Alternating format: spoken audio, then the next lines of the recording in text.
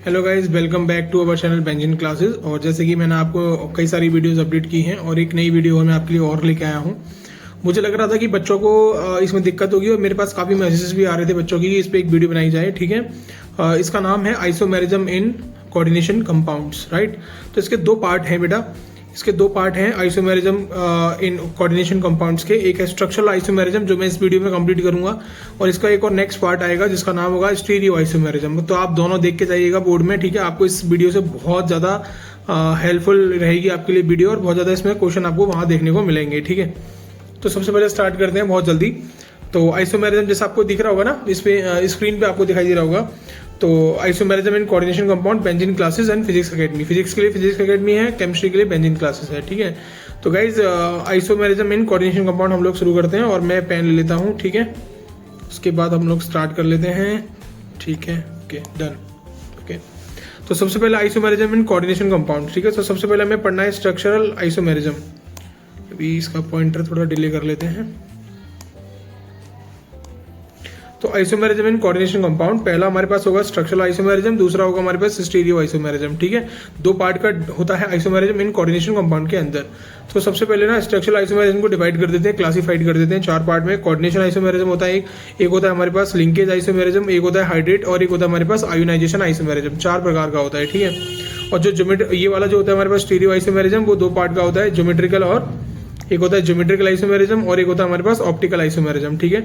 ये हम पढ़ेंगे नेक्स्ट पार्ट में, ताकि लंबी वीडियोस ना हो और आराम से आप देख पाओ। तो सबसे पहले हम लोग स्टार्ट करते हैं स्ट्रक्चरल आइसोमेरिज्म, जिसका नाम है पहला कोऑर्डिनेशन आइसोमेरिज्म।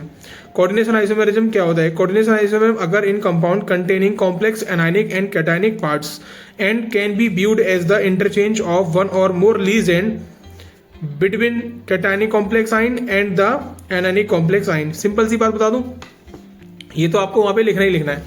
सिंपल सी चीज मैं आपको बता रहा हूं, इसमें करना है क्या आपको कि जहां पर आपको दो कोऑर्डिनेशन स्फीयर दिखाई दें, वो आपका क्या होता है, ये आपकी ट्रिक से आपको बचानी है। जहां पर आपके दो कोऑर्डिनेशन स्फीयर आपको दिखाई दें, वो आपका कोऑर्डिनेशन आइसोमेरिज्म होता है। उसके अंदर होता क्या है मैं आपको बता रहा हूं। जो मेटल होगा ना, सीएमए जिसको हम लोग बोलते हैं, क्या बोलते हैं इसको? सीएमए बोलते हैं। ये सीएमए आप बदल दोगे, खत्म, कहानी खत्म इसकी, ठीक है। आप क्या करोगे? सीएमए बदल दोगे। सीएमए कैसे बदलेंगे? सीओ को यहाँ पहुंचा देंगे, सीआर को यहाँ पहुंचा देंगे। और आप देखिए इस समय सीओ की जो कोऑर्डिनेशन नंबर है वो भी 6 है, सीआर का जो कोऑर्डिनेशन नंबर है वो भी कितना है? 6 है। तो इससे कोई फर्क नहीं पड़ेगा आपको, ठीक है। तो जो देखो, एक बात और बता दूं आपको, पता होगा किसी भी कंपाउंड में पॉजिटिव पहले लिखा जाता है, नेगेटिव बाद में लिखा जाता है, ठीक है। तो ये जो पहला वाला होगा वो पॉजिटिव यानी कि कैटायनिक कॉम्प्लेक्स है, और ये जो नेक्स्ट वाला है वो हमारे पास एनायनिक है। क्लियर, समझ में आ गया आप लोगों को? तो इससे क्या फायदा हुआ, क्या समझा रहा हूं मैं, कि जब आप इसका नाम लिखोगे ना, तो जब आप इसका नाम लिखोगे तो कैटायनिक में जब आप नाम लिखोगे तो इसका नाम कोबाल्ट आएगा, बट इसका नाम लिखते समय आपको पता है इस पे नेगेटिव चार्ज होगा, है ना। तो सीआर का नाम क्रोमियम ना होकर क्रोमेट हो जाएगा, याद रखिएगा आप। तो कैसे लिखेंगे इसका नाम? Hexa amine cobalt third. उसके बाद इसको लिखेंगे फिर से हेक्सा साइनाइडो क्रोमेट थर्ड। क्लियर, ऐसे नाम लिखा जाएगा इसका, ठीक है। अब देखिए मैंने यहाँ पर क्या करा, सीआर को यहाँ पे लेके आया, सीओ को उधर लेके आया, तो इस तरीके से इंटरचेंज हो जाएंगे। नेक्स्ट देखिए, अगला हमारे पास एक और एग्जांपल मैंने आपको दिया हुआ है, ZnNH3 का होल 4 CuCl4, ठीक है। इसका नाम आप कैसे देंगे? इसका नाम होगा टेट्रा अमाइन, है ना, जिंक, जो भी इसका आएगा, जिंक कितना होगा इसका? 4 है तो 2+, ठीक है। तो जिंक सेकंड, और इसका नाम क्या हो जाएगा? टेट्रा क्लोराइडो क्यूप्रेट, क्यूप्रेट नाम होगा, क्यूप्रेट सेकंड, ठीक है।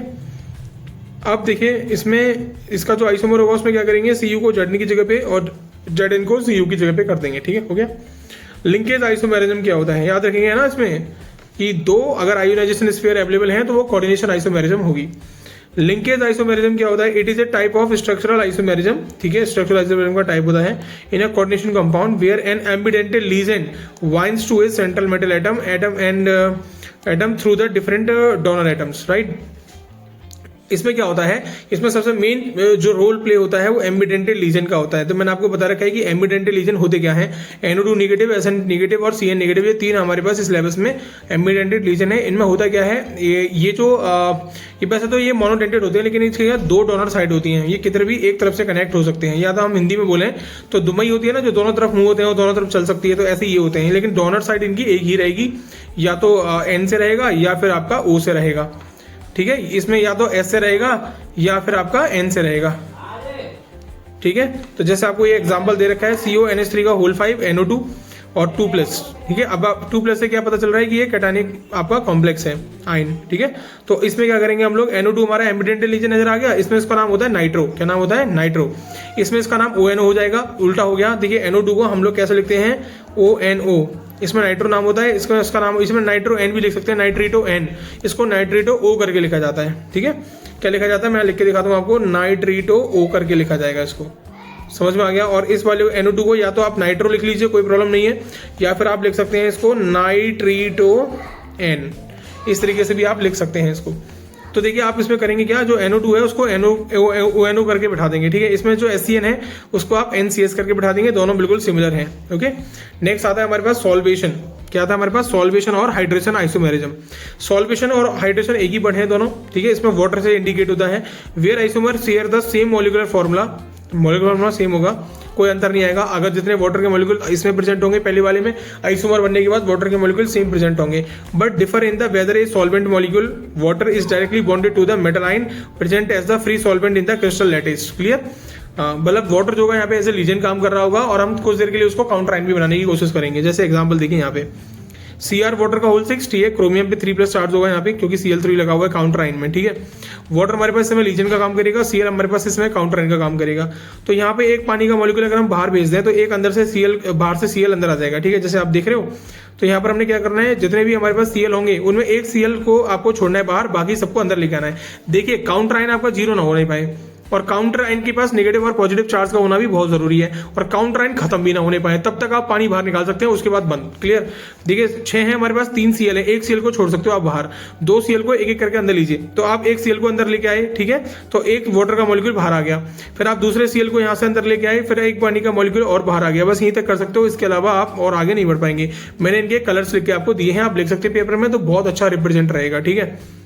आपको लास्ट रहता है आपके पास ionization isomerism, where isomers with the same molecular formula produce different times in the solution due to exchange of ligands between the inner coordination sphere and outer counter ions. इसमें क्या होता है बेटा, जैसे मान लीजिए आपका कोई भी कोऑर्डिनेशन आइसोमेरिज्म कोऑर्डिनेशन कंपाउंड है, ठीक है, उसमें एक काउंटर आयन है आपके पास और एक आपका लीजेंड है। अब आपको करना क्या है, आपको कुछ देर के लिए क्या करना है, काउंटर आयन को लीजेंड बना देना है और लीजेंड को काउंटर आयन बना देना है। जैसे एग्जांपल मैंने आपको नीचे दिखा रखे हैं। देखिए सबसे पहले हमारे पास दे रखा है CONH3 का होल 5 BrNSO4, राइट। देखिए SO4 को अंदर लेने से और Br को यहाँ से बाहर शिफ्ट करने से CO की ऑक्सीडेशन स्टेट पे कोई भी प्रभाव नहीं पड़ेगा, क्योंकि इसका जो हमारा ऑक्सीडेशन स्टेट निकाला जाता है वो पूरे कंपाउंड को रिलेट करके ही निकाला जाता है, ठीक है। रेड वायलेट कलर का होगा ये। तो देखिए जैसे आपने Br को बाहर किया, SO4 को अंदर कर लिया, ठीक है, तो आपने क्या करा, काउंटर आयन को कुछ देर के लिए लीजन बनाया और लीजन को आपने काउंटर आयन बना दिया, ठीक है। इसमें ये करना है। ऊपर वाले में आप देखेंगे तो Br नेगेटिव जो है वो एज ए लीजन का काम कर रहा है और SO4 2 नेगेटिव आपका काउंटर आयन का काम कर रहा है, लेकिन नीचे वाले में क्या हुआ है, उल्टा हो गया है। अब आपका काउंटर आयन का काम कर रहा है Br और लीजन का काम कर रहा है आपका SO4। नीचे वाले में देखिए PTEN का होल 2 Cl2 Br2, ठीक है। इसमें आपका Cl क्या है, लीजेंड है, Br क्या है, काउंटर आयन है, क्योंकि वो कोऑर्डिनेशन स्फीयर के बाहर बैठा हुआ है। नीचे वाले में देखेंगे आप लोग, इसमें क्या हो रहा है, इसमें Br आपका लीजेंड है, Cl आपका काउंटर आयन है। मेरी स्पीड इसलिए ज्यादा है क्योंकि कल आपका पेपर है और मैं चाहता हूं कि ज्यादा से ज्यादा मैं वीडियो अपलोड कर पाऊं, ताकि मैं आपके दिमाग से वो सारे डाउट्स क्लियर कर पाऊं जो कल आपसे गलती नहीं होनी चाहिए, आपके नंबर आने चाहिए पूरे में से पूरे, ठीक है। तो यहाँ पर आप क्या करेंगे, Br को अंदर करेंगे, Cl को बाहर करेंगे, तो ये आपकी हो जाएगी। देखिए इसका ना बहुत आसान सा क्वेश्चन आता है, सामने या तो कंपाउंड देगा, पूछेगा इसमें कौन सी आइसोमेरिज्म है, आप पहचान लोगे। मैंने आपको ट्रिक बता दी इसमें, ठीक है, देखने की। और दूसरा क्या करेगा, आपको एक कंपाउंड देगा और बोलेगा इसमें कौन सी आइसोमेरिज्म है, आप देके दिखाइए, ठीक है। चलिए आपको समझ में आ गया कैसे करेंगे ये, तो याद रखिएगा, बाहर का काउंटर आयन अंदर लीजन बनेगा, लीजन अगर बाहर आके काउंटर आयन बन जाएगा, ठीक है। नेक्स्ट देखिए अगला शुरू होता है हमारे पास ज्योमेट्रिकल आइसोमेरिज्म, सिस्टम ट्रांस होता है इसमें, और फेशियल और मेडिनल होता है। ये आपको मिलेगा जी पार्ट नंबर 2 में मिलेगा, ठीक है। वीडियो ज़्यादा लंबी नहीं होनी चाहिए, आपको समझ में भी आना चाहिए। पार्ट 2 आप वेट करिए, जस्ट 1 आवर के बाद में आपको ये पार्ट मिल जाएगा, आप जब तक इसको कंप्लीट करिए, ठीक है। Thank you very much, have a nice exam.